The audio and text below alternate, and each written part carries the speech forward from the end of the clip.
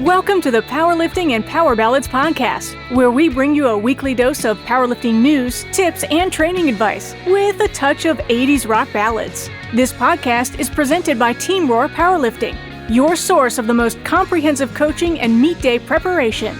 Here are your hosts, Josh Rohr and Laura Sturm. All right, welcome to the Powerlifting and Power Ballads podcast. I'm one of your hosts, Laura Sturm. And I'm Josh Rohr. There's something I was going to say on the intro here, and I can't remember. Wow, good intro. Yeah, but I forgot, so we'll move on. This weekend, episode 70. Yeah, episode 70. We're a Masters 4 now. Moving on up. This past weekend we had the couple meets that we had lifters competing at. We had the Savannah Winter Classic down in Savannah, Georgia. We had two lifters from the team competing, Jenna Weinstein and Will Ruff. And we also kind of had a third, I don't know if you call them what do you call the people that are part of your group, but not really part of your group? Like, honorary. We had an honorary team member. That's what I was trying to come up with. Rodney Alexander came down from South Carolina, and we don't coach him, but he wanted us to kind of handle him at the meet and take care of his attempts and stuff. So it was a pretty good meet. Jenna went 7 for 9. She got first in her weight class and best overall female lifter, which was pretty cool. Will Ruff went 7 for 9. He got first in the 83 kilo class and hit a PR bench. It's a number he'd been chasing for a long time. Missed it a few times, I think, in competition. Finally got it this weekend, so that was pretty cool. And then Rodney did really well. He went 7 for 9, got first in the 66 kilo class. It was actually his first time competing in the 66 kilo class. So he was 7 for 7 after his first deadlift, and his first deadlift was the number he needed to qualify for nationals, which was his main goal. So we thought, what the hell? Let's put on a second attempt PR, even though you're in a lower weight class than you've ever lifted, and see what happens. And he was like right there with it both times.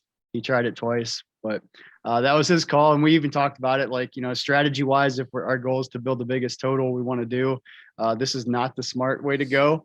But that being said, your real big goal was to qualify. So, I mean, at that point, you did your part. So if you want to swing for the fences and see what happens, let's do it. So we did. And I mean, he was just missed it. So it was fun to watch. It was a fun meet. Nate did a really good job running it down there, and it was pretty fun. James Vang and I went down. We road tripped, took the Prius down. Nice. Yep. Took Prius. So no trailer. No, I didn't have to take any equipment, so it was kind of nice just going down as a coach and not having to bring equipment and stuff. It was pretty cool. Right. So cool. Yeah. And then one of the other meets that happened this weekend was the Virginia Pro Meet. The Saturday event was the just the pro lifters.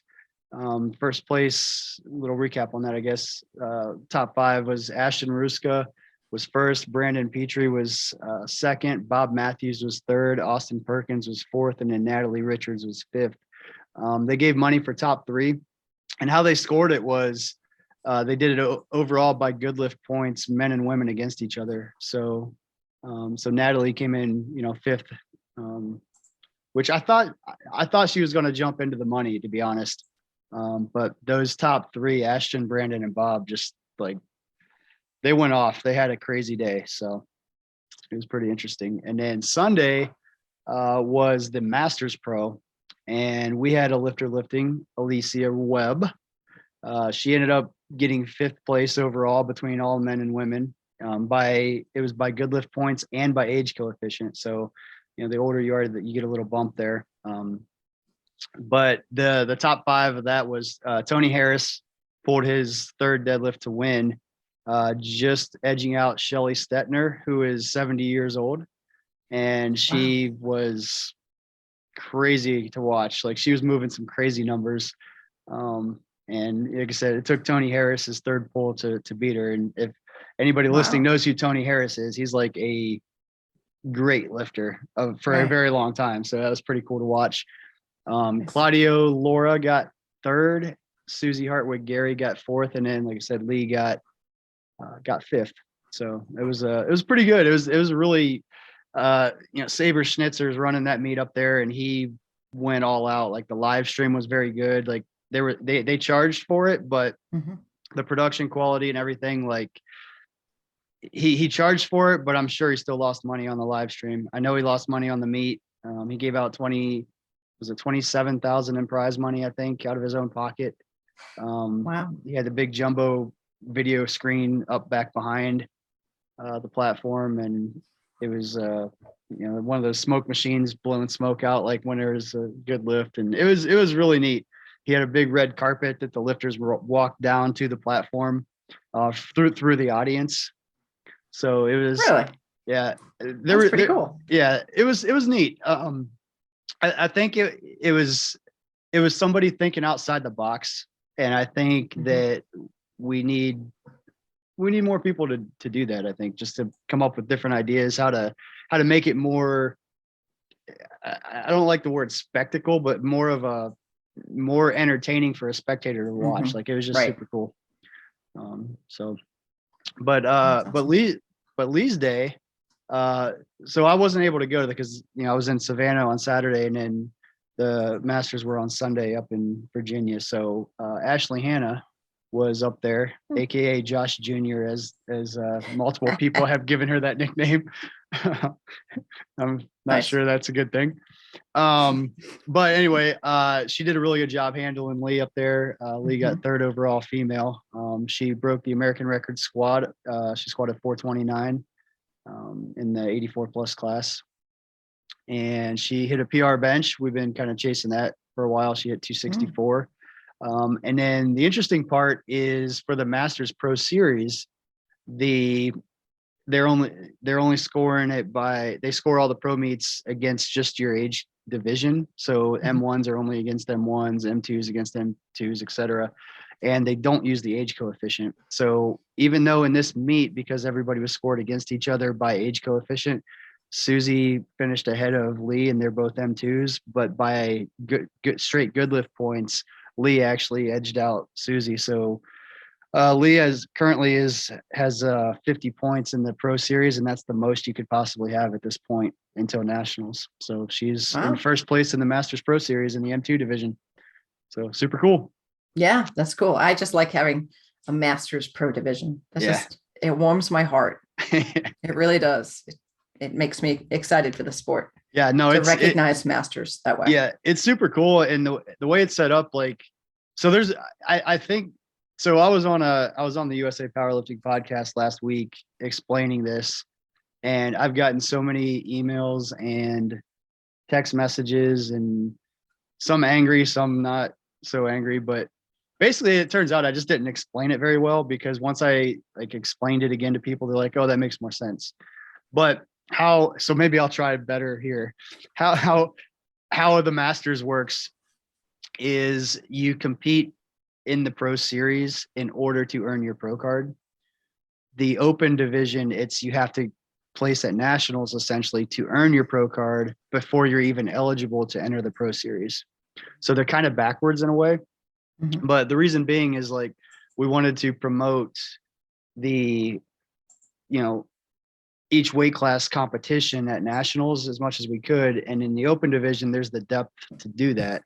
In the Masters division, some of the weight classes, sometimes there's only one lifter. Sometimes, it's not to award pro cards by placing at Nationals just didn't seem, it didn't mathematically work out right to make sure the best overall lifters were the ones getting pro cards. So the way the series is set up, all the M1s, except for example, are against all the M1s throughout the series, and then the top 4 get their pro card at the end of the series, whoever has the most points. Same with the M2s, same with the M3s, etc. So it makes it a lot more competitive, and quite honestly, a lot harder to get a pro card. But it makes it just the way the setup is now. Like, if you have a pro card, like, you're basically a badass. Like, period. There's no asterisk beside it. It's if you have any, if you have a pro card, a Masters pro card, Masters pro bench card, or pro bench card, like, the criteria to get any of those are so hard. Like, you get props if you have one of those, basically. So nice. Yeah. Well, we know that Lily is a badass. So Yeah, that's true. I mean, she Yeah. doesn't need to prove that with a Yeah. card. Well, she still does, because technically she's still got to go to nationals. And so it just depends who else so like there's other pro meets, like, so Susie, for example, got second in the Masters too. So she currently has 45 points to Lee's 50. So if she goes to another pro series meet before nationals, she could theoretically still get 50 points as well. If she gets first, and then Lee and her would both have 50 points at nationals. But then the other part of the pro series is actually nationals. So they would have to go head to head there. And basically whoever wins would get another 50. Whoever gets second would get 45. And then you just add those 2 points together.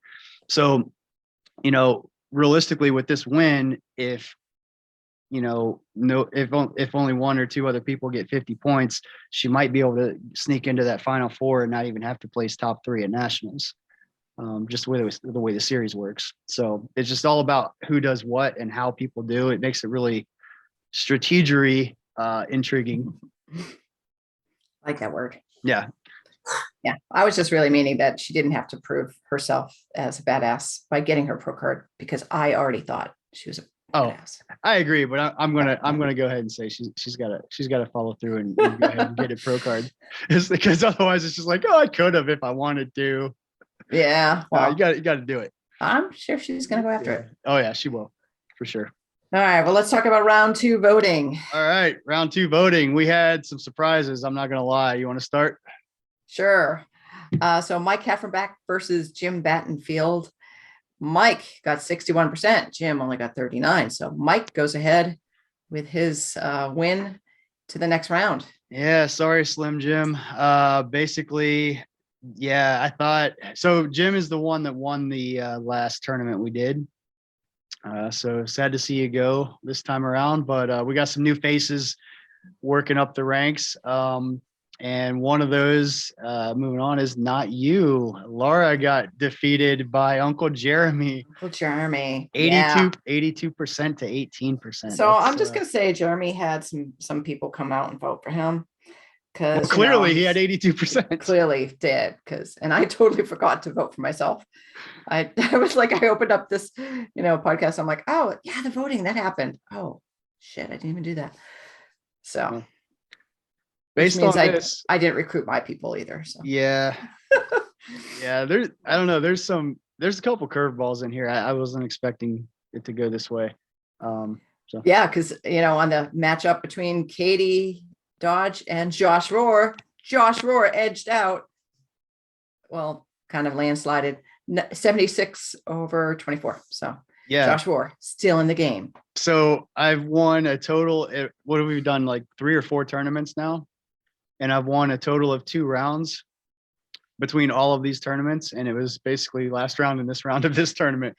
So I'm feeling good. Going all the way. Yeah, I'm going all the way. Now that I say that, I'm going to get like 0% next week. Probably. Yeah. Yeah. Okay. Stephen Fortenberry versus Cindy Yeager.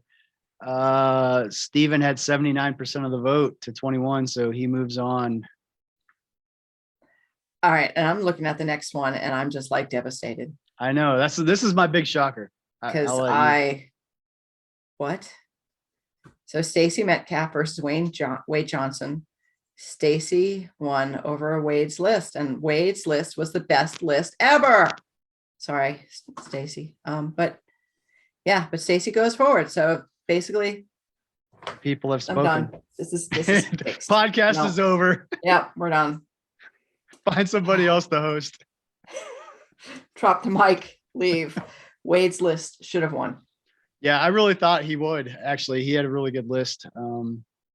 And honestly, Stacy's list is good too, but I really thought Wade would pull that one out there. But hey, you know what? That's why you play the game, You play to win the game. Marshall Powell versus Ben Green. Ben moves on with 66% of the vote. Congratulations, good for you, Benji. His list was pretty good. Yeah. Amy Pancake versus Megan Pyrol. Amy goes forward with 51 and Megan had 49. It's pretty close. Yeah, it was actually separated by 1 vote. when you look at the actual numbers. Actually, these last two matchups are separated by 1 vote. Wow. So crazy. Yeah. So Amy moves on. The last matchup we had was Chris Elmore versus Jenna Weinstein.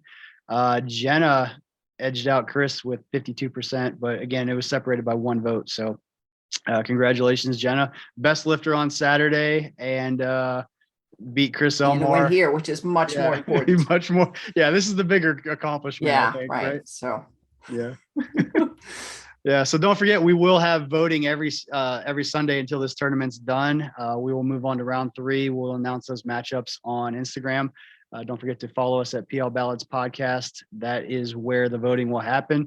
The winner of the tournament does get a $50 A7 gift certificate. So everybody's kind of really recruiting and hyping up their own lists because they want that gift card. So I don't blame them. Myself included, even though, you know what, I'll be honest, I didn't remember. I was at a meet, right? I did see it get posted. And I will say this, Stacy Metcalf has actually been helping with the posting of everything. And I know what you might be thinking. She beat Wade. Did she rig it? No, I double checked everything. I wouldn't expect her to ever do that anyway, but no, because I just assumed that you would imply that question. I figured I would go ahead and say I did double check. But I was going somewhere with this. What was I saying? I was talking about, so I didn't get a chance to vote for everybody. So I saw it get posted. So I did selfishly hop on real quick and vote for myself, but I didn't vote for anybody else. So I could have been the tiebreak. Well, no, I guess I would have been the tying vote if I voted for Megan or Chris on those last 2 matchups, but I didn't. And I don't even know if I would have, because I'd have to go back and look at the list. But long story short, I looked out for number 1 and that was it. So, and apparently Laura didn't even do that. No, I didn't even do that. And I didn't bring out my alter egos, my other Instagram identities, which I just want Chris Elmore to be listening to this as I say this. My other identities are Elmore's Unreality, Hurts Too Bad to Lose, Elmore's Songs Really Suck, and Elmore's Songs Suck. Those are my other identities, and I didn't even vote through those. Wow. Not that it was all about that one time where I lost to Chris. Yeah. And you're clearly not still bitter. No, not bitter at all. All right, so we're going to move on to the powerlifting situation. And Josh, I'm going to have you read this because I've been reading it and I'm like, I don't understand this one. This is okay. This is a good one, I think. So this is a hypothetical, and this is only going to, well, it's either going to do one of 2 things. It's going to make you reminisce and remember these guys, or it's going to make you get in the results and look up and see who they are before you weigh in. This is a little bit of a powerlifting history. So anybody that's followed the sport, and I this is crazy that I'm calling this history, but a lot of people now don't even know who these guys are. And I think that's crazy to me. So anyway, the powerlifting situation is 2007 USA Powerlifting Men's Nationals edition. So I will set up the scenario here. So basically, Caleb Williams competed in the IPF World Championships in 2006, got the silver medal. He lost to Yaroslav Olek, who's like, I don't know how many times he's won. But then immediately after the World Championships, he essentially retired from powerlifting and switched over to weightlifting. Wade Hooper lifted in the 75 kilo weight class, won the IPF World Championships in 2006. So the situation is, what would have happened if Caleb Williams, instead of switching to USA weightlifting, would have moved up to 75 kilos and stayed in powerlifting and lifted head to head against Wade Hooper in 2007 men's nationals. So here's the numbers. So at the 2006 IPF Worlds, Caleb squatted 722 at 148.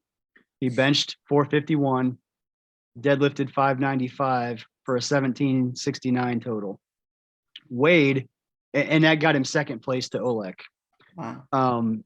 I think Caleb's last pull was for the win and it slipped out of his hands. And at Worlds, Caleb had a higher Wilks score than Wade did. which is the pound for pound coefficient. So Wade won, but and Caleb got second, but had a higher Wilks score. All right, Wade, who won the 75 kilo class, squatted 760, benched 507, deadlifted 595. So they both had the same deadlift and totaled 1862. So Wade out totaled Caleb by 93 pounds. The question is, what if Caleb would have moved up after Worlds and competed head to head against Wade in the 75 kilo class? And the dates of that. So Worlds was in November of 2006. Nationals was in July of 2007. So there's a decent amount of time there. I'm throwing that out. I'm curious what people think. I know a lot of people are not going to have a clue. And I really hope those of you that have no idea what I'm talking about actually hop online, look up the results, kind of research who these lifters were, because they were they're both friends of mine, but they're both basically guys I looked up to in the sport. And Caleb and I trained together when we were in college, because he went to college in Ohio, basically in my hometown. So we trained together quite a bit. So yeah, I just think there's a lot of great lifting happening now, like no doubt. But I think two of these guys would be in the mix today as well. And a lot of people don't even know who they are. So I'm curious what some of the OGs have to say about this one, because I think I hate to even pick one here. As I'm writing this, I'm like, wow, I like both these guys. But if I'm being honest, and this may be a controversial statement, but I honestly think if Caleb moved up, I think Caleb would win. Caleb was a crazy powerlifter. Yeah. I mean, and he was a crazy weightlifter too. He ended up, he won USA weightlifting national championships, well, at least once. I'm not sure if he did it multiple times or not. So he was a crazy athlete, crazy strong. And just as a reference, like there's a video of him back in 2005, I think it was, weighing about 150 pounds, squatting 500 pounds for 6 reps raw, with could have done 3 or 4 more. And for a long time, the American record was less than that, and he did it for 6, the raw American record. Wow. So, I just think, there's a lot of history there. And I think I'm curious to see what everybody's opinion is, because I think Caleb would win. I don't think it would be a slam dunk by any means. I think basically whoever made more attempts would win. And the funny part for me is the deadlift is both of their weakest links. So when it comes down to the third pull for the win, that's both of their weakest lifts. So it'd be kind of a interesting situation, I think. Huh. There's some kind of alternate reality where this actually happened. Yeah, I would, yeah. And there was talk of it, I mean, obviously not from, Caleb or anybody, but just some people were just like, man, I bet if Caleb moved up next year, not knowing he was leaving for weightlifting. So that's kind of some of those are things I remember, like some of the rumors going around, like, oh, Caleb's moving up and he's going to, go after Wade, and, he goes to weightlifting instead. So yeah, it would have been interesting if it happened. But that is not what happened, and I guess the rest is history. But yeah, it'd be interesting to speculate just to see what people think. Did he ever do another powerlifting meet after that? He never did. That was his. That was his. His goal was obviously to win and kind of ride off into the sunset, going to weightlifting, and and a little bit of me kind of was like secretly hoping, like, oh, all right, man, he got second. He's going to come back. He can't leave on a second place note like that, especially having the winning deadlift in his hands. And, he only made one bench. Like, he had some technical things with that. So he was clearly the stronger lifter, and it just wasn't his day. Right. So there's no doubt in my mind, if he stayed at 148, came back next year, or just kept lifting, if he stayed in powerlifting, he'd probably have 10 world championships by now. Yeah. And he had multiple sub junior and junior world championships, but this is, talking in the open division. Right. So I don't know. So interesting. Never know. Never know. Yep. So you want to move on to our new lifter tip? Yes. What's our tip? Our tip is don't procrastinate when you're writing out the new lifter tips before you go to a meet, because you'll get back and get busy and forget to post one. So summary, don't procrastinate, I guess. Okay. Yeah. How about on the fly? We'll make one up. All right, do it. All right. New lifter tip. If you have never done a meet and you're thinking that you might want to do one, just go ahead and do it. Yeah. It's pretty simple. Yeah. Honestly, Don't it's wait. pretty simple. So There you go. I guess if you're really on the fence, then I would say just flip a coin and then do it, and then do the meet. So you're like heads do the meet, tails do the meet, and then No, you flip a coin and don't even look at it. Just do a meet. Oh, okay. Yeah. You can look at it, but it means nothing. Yeah.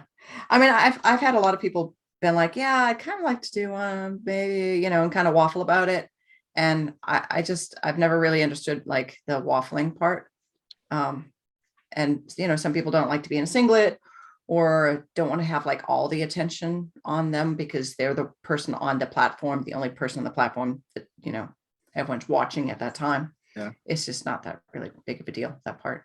Anyway, I kind of get it, because like new things are scary, man. Like, I mean, I still agree. Just do it. Yeah. But like there's a guy that used to live in Georgia here. His name was Al Gross, and he was an arm wrestler. And I got to know him because he put on the World Sports Expo, not World Sports Expo. Northwest Georgia Muscle was the name of the show, but it was multiple sports. And he had arm wrestling, all kinds of different things. But anyway, long story short, he invited me to his house. I'm sorry, it wasn't his house. It was Ron Bath's house. And Ron was, I don't know how many time world champion arm wrestler, but I guess on Saturdays, they all went over to his house they call it pulling. Arm wrestling, they call it pulling. So they were having pulling practice. And they invited me over just to check it out. And like, I almost didn't go because I'm like, man, I'm good at powerlifting. I don't want to go be like the worst at arm wrestling. And then I'm like, you know what? That's the exact same thing I tell new people that are afraid to try powerlifting. Like, damn it, I'm going. So I went, and man, like, that's another one of those things you think, man, whoever's stronger wins, but there's so much technique to it. Like, they're talking about how, like, the goal is to extend the other competitor's arm. So a big part of arm wrestling is actually pulling the other person's arm towards you. So it decreases the angle of your arm and increases the angle of theirs. And then you can use your triceps and basically push their arm down. So I always thought of arm wrestling as just whoever can just, internally rotate their arm harder. Right. Well, it's definitely not that. It's like pulling and then pushing it kind of at the same time, and learned all kinds of crazy stuff. And he had all these weird contraptions that he built. It almost reminded me of like Louis Simmons and some of the weird machines he made specific to powerlifting. He had like he just had like a handle hooked to bands, and he would just practice being explosive. Like he would be explosive, like pulling towards him. And then he would be explosive, like pushing down with the bands pulling in both of those directions. It was really interesting. And it must work because the guy won like all kinds. He's like one of the best arm wrestlers ever. And then the other crazy thing I saw him do, this is Ron. He had like I-beams up in his rafters that he would do pull-ups on. But the trick was he would jump up and like do them from his fingertips. But then even crazier is he did it one arm. He didn't like hold his other arm with his left hand or whatever. He just literally was dangling from one hand of fingertips, and he would do like 3 pull-ups just from his fingertips with one arm. And Wow. and this guy's in his 50s at this point. And I'm just like, that is some serious strength. Like, like crazy, like, yeah. So that's badassery. Yeah. So I guess the point was like, they were all super cool. Like basically everybody just kind of arm wrestled everybody or pulled in a kind of like a round robin thing. And it was never a competition. It was how they would do it is basically no matter who you were going against, like you would let your opponent win. Then you would give them, you would let your opponent win as you give them resistance. And then they would let you win as they give you resistance. And it was really a training exercise. And then it was just really neat. Like it was not what I was expecting. I was expecting just to go in and basically get embarrassed, but everybody was super cool. So I think that's kind of, I guess the moral of the story here. I think that's how powerlifting is. Like, it's not something that you're going to show up to, not know what you're doing and just get embarrassed or laughed at. I mean, everybody's super supportive, just wants to help everybody get better. And, I think it's pretty cool. So, right. Good story, Josh. Yeah. It was heartwarming. I don't even know where that came from. It just reminded me of it. So nice. Yeah. Yeah. Well, and I think it's good for people to try new things too. Yeah. It is. It's good for you. I agree. Get you out of your comfort zone. Yep. Good. Always a good thing. So. All right.